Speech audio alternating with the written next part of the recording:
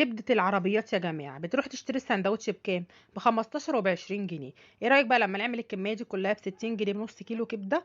بص الشكل ونضيفة وحاجة كده ايه لعيالك، هتعملها لهم على العشاء وحاجة سهلة وبسيطة مع طبق الشيبس الجامد ده وشوية المخلل. عشوة سهل. معانا هنا شوية بصل جوانح مقطعينه. خلاص انا هقولك النهاردة التركية بتاعة العربيات. بصي حاجة كده نضيفة هتعملها في البيت لعيالك، بدل ما بنروح نشتري الحاجة ايه من بره واحنا مش عارفين ايه مصدرها. هننزل عليهم بملح وفلفل وهنبدأ نشوح فيهم كده.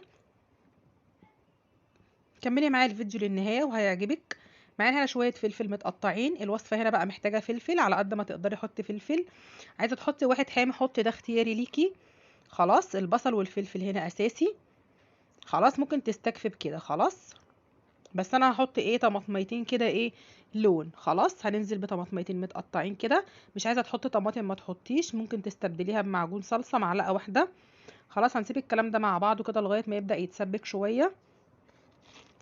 وهننزل بشويه بهارات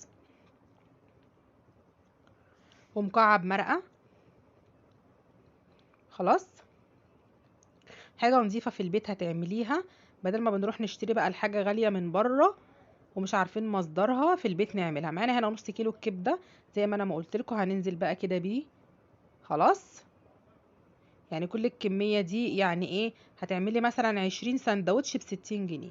حاجة انت عارفاها وضمناها، وحاجة ايه نضيفة كده من البيت. خلاص هنسيب الكلام ده بقى مع بعضه على البوتاجاز. عايزة اقولك ان الريحة ايه.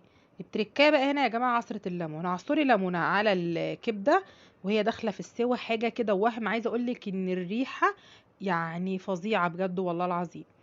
قلبي بقى الكلام ده وسيبيه على النار شوية. اهو ابتدى يغلي، شايفين شكلها. حاجه كده نظيفه في البيت هتعمليها وسهله وبسيطه، مش تاخد معاكي اي وقت. تنفع بالليل عشاء مع السندوتش وشويه شيبسي. خلاص ايه رايك بقى؟ عايزه اقولك الريحه ايه تجنن. وكميه السندوتشات اللي احنا عملناها دي كلفت معانا كلها تقريبا 50 جنيه، مش اكتر من كده. خلاص بدل ما بتروحي تشتري السندوتشات من بره ب15 وب20 جنيه، هتعمليها في البيت لولادك كده حاجه نظيفه. خلاص لو كملتي بقى معايا الفيديو وعجبك يا ريت ما تنسيش تحطي لايك. ولو انت جديده معايا يا قمر يا ريت تشتركي معايا في القناه. واستنوني حبايبي في فيديو جديد واشوفكم بخير.